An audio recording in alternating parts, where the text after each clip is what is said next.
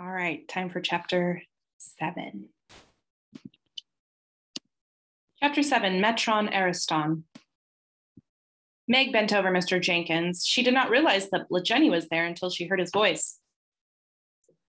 Really, Prognoscus, you ought to know better than to take anyone by surprise like that, particularly a still limited one like Mr. Jenkins.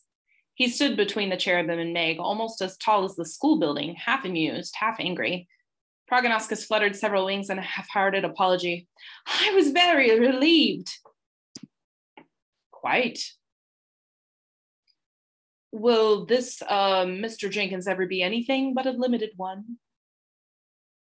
This is a limited and limiting thought, Prognoscus. Oh, that was Prognoscus. Will this Mr. Jenkins ever be anything but a limited one? That is a limited and limiting thought, Prognoscus, Blajeni said sternly.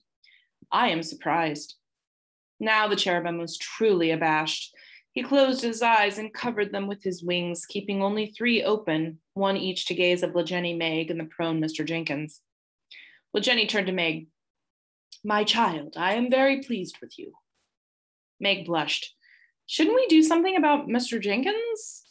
Blajeni knelt on the dusty ground. His dark fingers with their vast span pressed gently against Mr. Jenkins's temples. The principal's usually pasty face was gray. His body gave a spasmodic twitch. He opened his eyes and closed them again immediately and moaned. Tension and relief had set Meg on the verge of hysteria. She was half laughing, half crying. Blajeni, don't you realize you must be almost as frightening to poor Mr. Jenkins as Progo?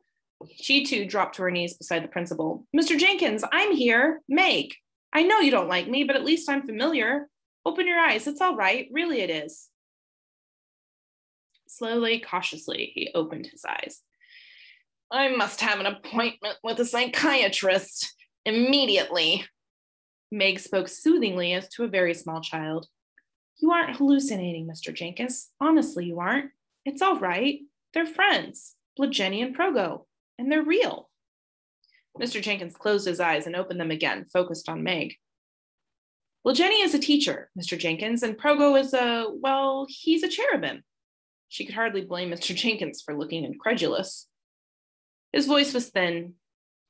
Either I am in the process of a nervous breakdown, which is not unlikely, or I am dreaming. That's it, I must be asleep. He struggled to sit up with Meg's assistance. But why then are you in my dream? Why am I lying on the ground? Has somebody hit me? I wouldn't put it past the bigger boys. He rubbed his hand over his head, searching for a bruise. Why are you here, Margaret? I seem to remember... He looked once more at Blajeni and Prognoscus and shuddered. They're still here. No, I am still dreaming. Why can't I wake up? This isn't real. Meg echoed Blajeni. What is real? She turned to the teacher, but he was no longer paying attention to Mr. Jenkins. She followed Blajeni's gaze and saw Louise slithering rapidly toward them. A fresh shudder shook Mr. Jenkins. Not the snake again. I have a phobia about, Meg soothed. Louise is really very friendly. She won't hurt you. Snakes, Mr. Jenkins shook his head. Snakes and monsters and giants. It's not possible. None of this is possible. Blajeni turned from his conversation with Louise the Larger, spoke urgently. We must go at once. The Ecthroi are enraged. Charles Wallace's mitochondritis is now acute. Oh, Blajeni, take us home quickly, Meg cried. I must be with him. There isn't time. We must go at once to Metron Ariston. Where? Without answering, Blajeni turned from Meg to Mr. Jenkins. You, sir, do you wish to return to your school and continue your regular day's work, or will you throw in your lot with us? Mr. Jenkins, looking completely bewildered. I'm having a nervous breakdown. You don't need to have one if you don't want to. You have simply been faced with several things outside your current spheres of experience. That does not mean that we do not exist. Meg felt an unwilling sense of protectiveness towards this unattractive little man she'd named. Mr. Jenkins, don't you think you'd better report that you're not well today and come with us? Mr. Jenkins held out his hands helplessly. There were two men who resembled me. Yes, of course there were, but they've gone. Where? Meg turned to Blajeni. The teacher looked grave. When an Ecthros takes on a human body, it tends to keep it. Meg caught hold of the stone gray of the teacher's sleeve. The first test, how did it happen? You didn't make it up, did you? You couldn't have told the ectoroid to turn into Mr. Jenkins, could you? Meg, he replied quickly, I told you I needed your help. You mean if this was going to happen anyhow, the ectoroid turning into Mr. Jenkins, even if Mr. Jenkins was a perfect host for their purposes? Rather shakily, Mr. Jenkins tottered toward Blajeni, sputtering, Now, see here, I don't know who you are, and I don't care, but I demand an explanation. Blajeni's voice was now more like an English horn than a cello. Perhaps in your world today, such a phenomenon would be called schizophrenia. I prefer the old idea of possession. Are you sure, sir, questioning my sanity? Louise's small voice whistled urgently. Mr. Jenkins, Blajeni said quietly, we must leave. Either return to your school or come with us, now. To Meg's surprise, she found herself urging, please come with us, Mr. Jenkins. But my duty. You know you can't just go back to school again after what's happened. Mr. Jenkins moaned again, his complexion had turned from gray to pale green. And after you've met the cherubim and Blajeni, Louise whistled again. Blajeni asked, are you coming with us or not? Margaret named me, Mr. Jenkins said softly. Yes, I will come. Prognoscus reached out a great pinion and pulled Meg into him. She felt the tremendous heartbeat, a beat which reverberated like a brass gong. Then she saw the ovoid eye open, dilating, and she was through. It was something of an anticlimax to find that they were no farther from home than the Star-Watching Rock. Wait, was it, after all, the Star-Watching Rock? She blinked, and when she opened her eyes, Mr. Jenkins and Blajeni were there, and Calvin was there too. Oh, thank you, Blajeni, holding his hand out to her, and she was warmed in the radiance of his big smile. It was no longer autumn cold. There was a light breeze, warm and summery. All about them, encircling them, was the sound of summer insects, crickets, katydids, and less pleasantly the shrill of a mosquito. Frogs were crunkering away, and a tree toad sang its scratchy song. The sky was thick with stars which always seemed closer to Earth in summer than in winter. Blajeni sat down cross-legged on the rock and beckoned to them. Meg sat in front of him and saw that Louise was coiled nearby, her head resting on one of Prognoscus' outstretched wings. Calvin sat beside Meg, and Mr. Jenkins stood awkwardly, shifting his weight from one leg to the other. Meg moved a little closer to Calvin and looked up at the sky and gasped. The stars. The low, daisy-thick summer stars were not the familiar planets and constellations she had so often watched with her parents. They were as different as had been the constellations where Prognoscus had taken her to see the terrible work of the ectoroid. Well, Jenny, Calvin asked, where are we? Metron Ariston. What's Metron Ariston? Is it a planet? No, it's an idea, a postulatum. I find it easier to posit when I am in my home galaxy, so we are near the Mondrian solar system of the Venganual galaxy. The stars you see are those I know, those which I see from my home planet. Why are we here? The postulatum Metron Ariston makes it possible for all sizes to become relative. Within Metron Ariston, you may be sized so that you are able to converse with a giant star or a tiny farandoli. Meg felt a moment of shock and disbelief. Farandoli were still less real to her than Charles Wallace's dragons. A farandola? Are we really going to see one? Yes. But it's impossible. A farandola is so small that... How small is it? Blajeni asked. So small that it's beyond rational conceiving, my mother says. Mr. Jenkins made a small, confused noise and shifted weight again. Blajeni said, and yet, Mrs. Murray is convinced that she has proved the existence of farandoli. Now let us suppose. Here we are in Venganual galaxy, 2 trillion light years away. Venganual is just about the same size of your own Earth's galaxy.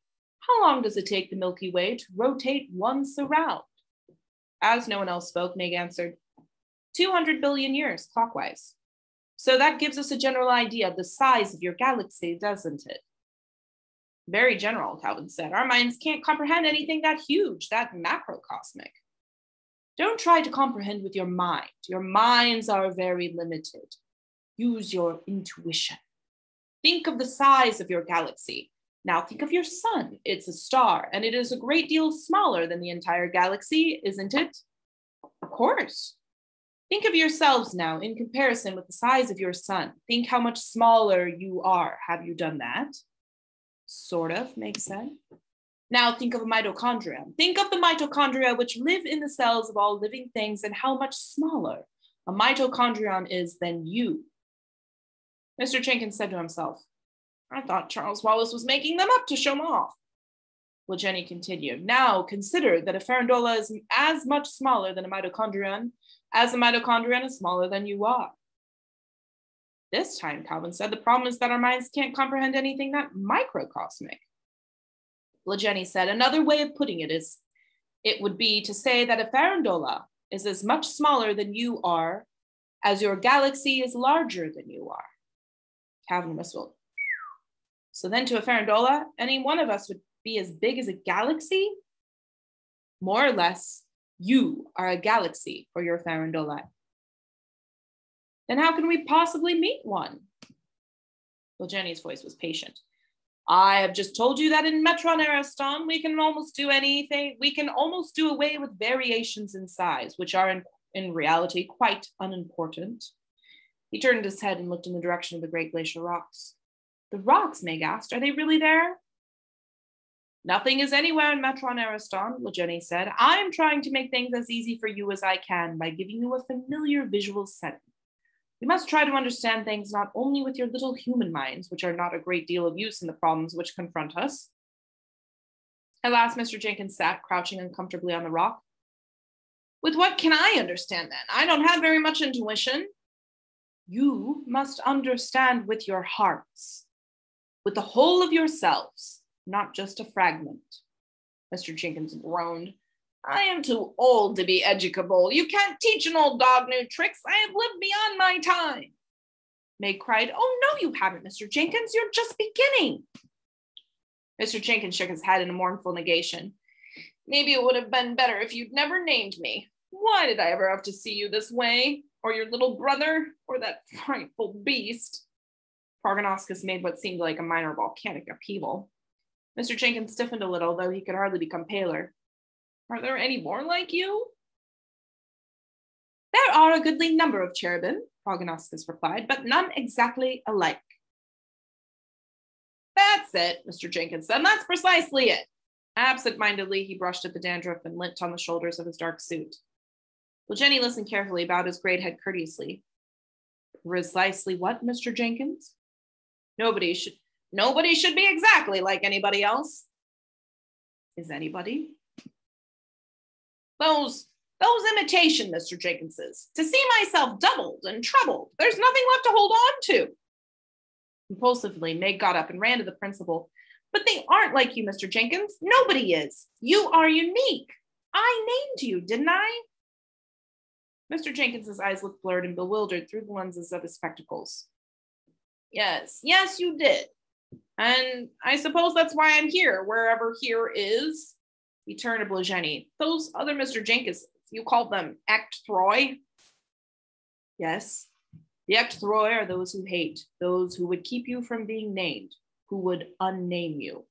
It is the nature of love to create. It is the nature of hate to destroy. Mr. Jenkins said heavily, I fear I have not been a loving person. Meg felt a flash of intuition as sharp and brilliant as the cherubim's flame. Like flame it burned. Oh, Mr. Jenkins, don't you see? Every time I was in your office being awful and hating you, I was really hating myself more than you.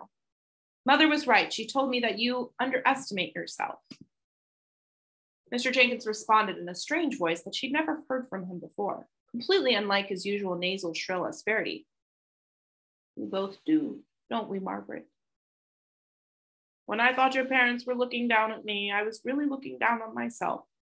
But I don't see any other way to look at myself. Now at last, Meg glimpsed the Mr. Jenkins who had bought shoes for Calvin, who had clumsily tried to make those shoes look worn. Mr. Jenkins turned to Blageni. These ecthroi singular ectros. These ecthroi who took on my likeness, Mr. Jenkins said, can they cause more trouble? Yes.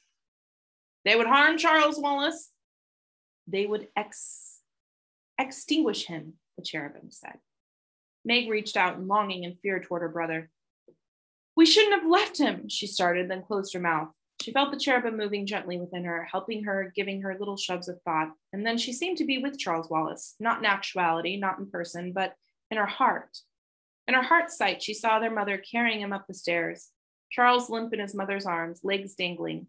Mrs. Murray went into his room, a small paneled room with a little fireplace, and one wall papered in a blue and white snowflake pattern, a safe, comfortable room. The window looked out into the pine woods behind the house. The light which came in was gentle and kind.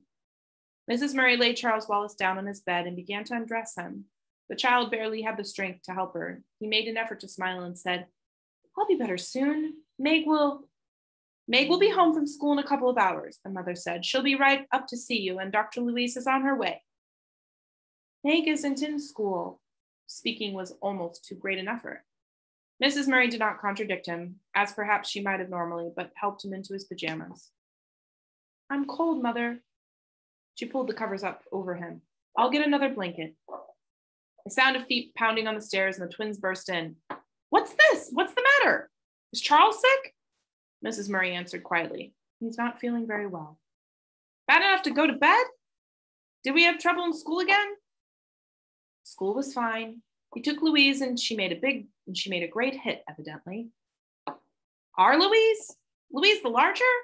"Yes." "Bully for you, Charles. That's telling him." Charles Wallace managed a reasonably good smile. "Sandy," Mrs. Murray said, "please bring up some wood for a fire. It's a little chilly.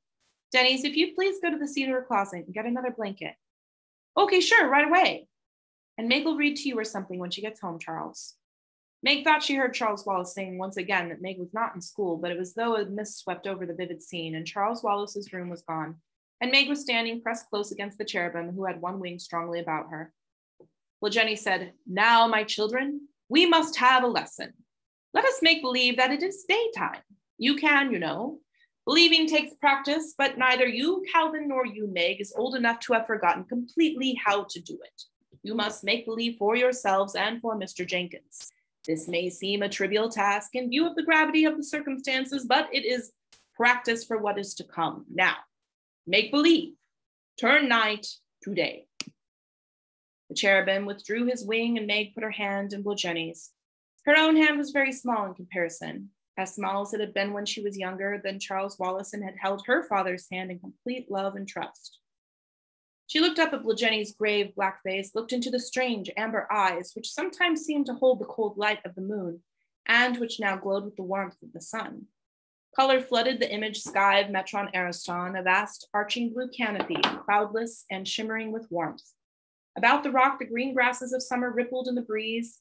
A bird sang, was joined by others, until melody was all around them. The grass was brightened by field flowers, daisies, black-eyed Susans, Indian paintbrushes, butter and eggs, purple thistles, all the summer flowers blooming abundantly and brilliantly.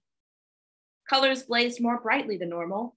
Calvin's hair, the shade of an Indian paintbrush, burned like sunlight. His freckles seemed larger and more profuse than ever. The faded blue of his jacket had deepened to meet the gentian blue of his eyes. He had one red sock and one purple sock. Meg's old kilt, faded from countless washings, looked bright and new, but her hair, she thought, was probably as mouse brown as ever, and Mr. Jenkins was still pasty and colorless. Louise the larger, however, looked even larger than usual, and her coils shone with purple and gold. Meg looked toward Prognoscus, and the shining of the cherubim was so brilliant it almost blinded her. She had to look away. "Now, my children," Jenny said, and he included Mr. Jenkins in the appellation, "we will welcome the other member of this class." From behind the smaller of the two glacial rocks, a tiny creature appeared and scampered over to them. It looked rather like a small silver blue mouse, and yet it seemed to Meg to be a sea creature rather than a land creature. Its ears were large and velvety, and fur shading off into lavender fringes at the tips, blowing gently in the breeze like sea plants moving in the currents of the ocean. Its whiskers were unusually long, its eyes were large and milky and had no visible pupil or iris, but there was nothing dulled about them. They shone like moonstones. It spoke, but with neither a mouse's squeak nor a human voice. The sound was like harp strings being plucked underwater, and the long whiskers vibrated almost as though they were being played. It did not give forth words, and yet it was quite plain, as it was saying something like, "Hello, are you my classmates?" Well, Jenny spoke in the mouse creature's language. Words did not issue from his mouth. His granite lips were closed, and yet the children heard the lovely rippling harp sound. The mouse creature did not seem pleased and made sounds which conveyed a good deal of doubt. Meg understood it to be complaining that if it had to pass even the most preliminary of examinations with an earthling, it was dubious that it could do so. A cherubim might be of some help, but surely earthlings were nothing. But Prognoscus said, I too had misgivings about earthlings, but the girl earthling and I have just come through the first ordeal, and it was the girl who did it. The mouse creature whiskers twinkled. It can't have been much of an ordeal. Can we please get going, Blajeni? We have only a parsec before I make my preliminary report, and I can see I have a great deal to teach whomever I'm unfortunate enough to have as a partner, even if it's the cherubim. Its long lavender tail, which had a fish-like fan at the tip, switched, and its whiskers bristled in Meg's direction. Meg bristled too. Perhaps when I'm as old as you are, I'll have learned a few things to teach you. Mouse creature's whiskers vibrated wildly. Age is immaterial. In any case, it so happens that I was born only yesterday. And what are you doing here? Mouse creature drew itself up. Now it reminded Meg not so much of a mouse as of a small shrimp with antennae waving wildly. There's only one of us Farandolae born every generation or so nowadays, and we start our schooling the moment we're born. You're a Farandola? Naturally. What did you expect me to be? What else could I possibly be? Everybody knows that the Farandolae. She interrupted. Everybody doesn't. The existence of Farandolae wasn't even guessed at until a few years ago when we began to learn more about mitochondria. And my mother has just now isolated the effect of Farandolae on mitochondria with her microsonarscope. And even with the microelectron microscope, Farandolae can't just be proved to exist. They can't really be seen. Mouse creatures, Farandola's whiskers twanged. It's a very stupid breed of creature that doesn't know its own inhabitants, especially if it's fortunate enough to be inhabited by a Farandola. We are extremely important and getting more so. Past the Farandola, behind Prognoscus and Louise Larger, the shape of the Mr. Jenkins blew rapidly across the horizon. Mr. Jenkins, standing near Meg and Calvin, quivered. Jenny looked grim. Act Troy at work. Mouse creature Farandola paid no attention. My Quercus, my tree, hasn't had an offspring for 100 years. Our years, of course. It will take me that long to become full-grown myself, and this is only my second phase. Meg spoke in her most ungracious manner. You're going to tell us about your first phase, whether we want you to or not, so go ahead. The glimpse of Charles Wallace, followed by the sight of another Ectos Mr. Jenkins, had forced her to realize that the successful passing of the first test did not mean that everything was going to be all right. Now Shrimp Farandola reacted by an intensified trembling of feelers. Yesterday morning I was still contained inside the single golden fruit hanging on my tree. At noon it burst and fell open, and there was I, newly hatched.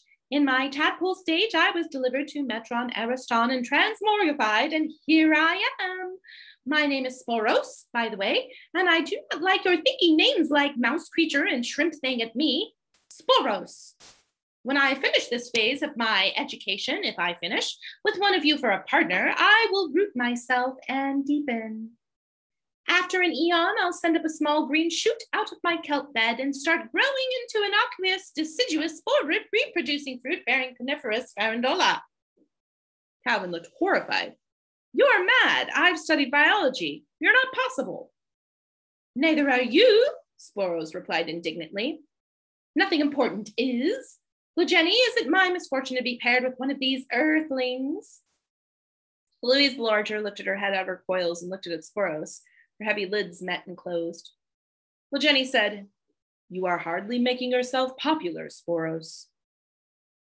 I'm not a mere earthling. Earthlings are important only because they are inhabited by Farandolae. Popularity is immaterial to a Farandolae. Jenny turned away from Sporos in quiet rebuff. Calvin, you and Sporos are to work together. Oh, well, you can't win them all, was more or less the effect of what Sporos was vibrating, and Meg thought it would have been a more appropriate response coming from Calvin. Mr. Jenkins said, Well, Jenny, if I may presume, yes, that other, I did see another copy of myself just a few moments ago, did I not? Yes, I am afraid you did. What does it mean? Well, Jenny said, It means nothing good. Prognoscus added, You see, we aren't any place. We're in Metron Ariston. We're simply an idea, which Blageni happens to be having in the middle of the Mondrian solar system and Benganual galaxy. And Ekthros, Mr. Jenkins oughtn't to be able to follow us here. It means, what? Meg demanded. Like Blageni, Prognoscus said, nothing good.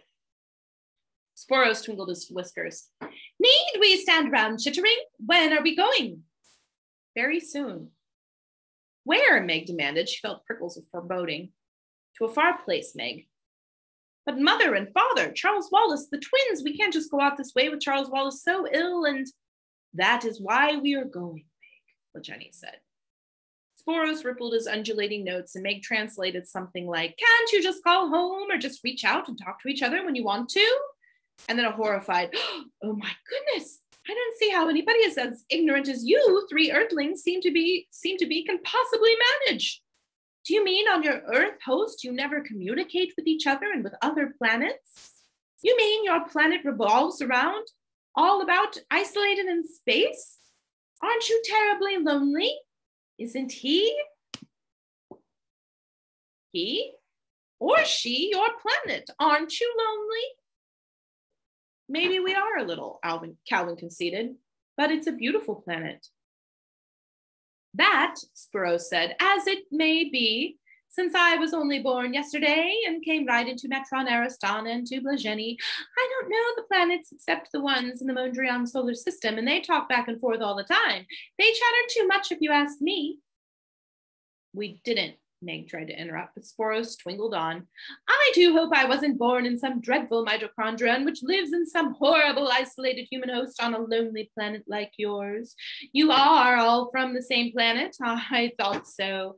Oh dear, I can see you aren't going to be the least help to me in my passing of the trials. I'd better see what time it is. How do you tell time? Calvin asked curiously. By the leaves, of course. You mean to say you don't even know the time of day? Of course I do, with my watch. What's a watch? Calvin extended his wrist. He was very proud of his watch, which had been a prize at school, and gave the date as well as the hour, had a sweep hand, and was a stopwatch as well. What a peculiar object, Sporos regarded with a certain contempt. Does it work just for your time or in time in general? Just for our time, I guess. You mean if you want to know what time it is anywhere here in Blageni's galaxy or in a distant mitochondrion, your watch thing won't tell you? Well, no, it just tells the time for whatever time zone I'm in. Mighty Yada, how confused everything must be on your planet. I only hope my human host isn't in your planet, Mr. Jenkins said plaintively. If someone would just explain to me what is going on. Mr. Jenkins, Meg said, you know what the Ekthra are. But I don't. I only know that they impersonated me. Blageni placed both great hands on Mr. Jenkins' stooped shoulders and looked down at him gravely. There are evil forces at work in the world. Mr. Jenkins nodded mutely. He did not dispute that. They are throughout the universe. Mr. Jenkins glanced at the cherubim, who had stretched out his wings to their fullest span as though to flex his muscles. How big are they? They are no size, and they are every size. An Ekthros can be as large as a galaxy and as small as a farandola. Or as you have seen a replica of yourself. They are the powers of nothingness, those who would unname. Their aim is total X, to extinguish all creation. What do they have to do with Charles Wallace? The Ekthra are trying to destroy his mitochondria. But why would they bother with a child? It is not always on the great or the importance that the balance of the universe depends. Louise the Larger whistled urgently, and Meg was almost sure that the snake was telling them that she would stay with Charles Wallace, that she would encourage him to keep on fighting to live. Oh, Louise, please, you won't leave him? You will help him. I will not leave him. Will he be all right? Louise answered with silence. Blageni said to Mr. Jenkins, Charles Wallace will die if his mitochondria die. Do you understand that? Mr. Jenkins shook his head. I thought he was making things up with his big words. I thought he was trying to show off. I didn't know there really was mitochondria. Blageni turned to Meg. Explain? I'll try, but I'm not sure I really understand either, Mr. Jenkins. But I do know that we need energy to live, okay? Thus far. She felt Blajeni kithing information to her, and involuntarily her mind sorted it, simplified it, put it into words which she hoped Mr. Jenkins would understand. Well, each of our mitochondria has its own built-in system to limit the rate at which it burns fuel, okay, Mr. Jenkins? Pray continue, Margaret. If the number of farandoli in any mitochondrion drops below a critical point, then hydrogen transport can't occur. There isn't enough fuel, and the result is death through energy lack. She felt the skin on her arms and legs prickling coldly. To put into words what might be happening within Charles Wallace was almost unendurable. She felt Blajeni prodding in her and continued. Something's happening in Charles Wallace's mitochondria. I'm not sure what it is because it's all words I don't know. But his farandoli are dying. Maybe they're killing each other. No, that's not right. It sounds to me as though they're refusing to sing, and that doesn't make any sense. The point is that they're dying, and so is his mitochondria can't produce enough oxygen. She broke off angrily. Well, Jenny, this is all nonsense. How can we possibly stop them from doing whatever it is they're doing? When they're so small, they aren't even visible. You've got to tell us, how can we help Charles? Well, Jenny's kithing was calm and cold as steel. You will know soon. Know what? What you must do to overcome the octroi. When you get there, my children, you will know. When we get where? To one of Charles Wallace's mitochondria. And we will stop.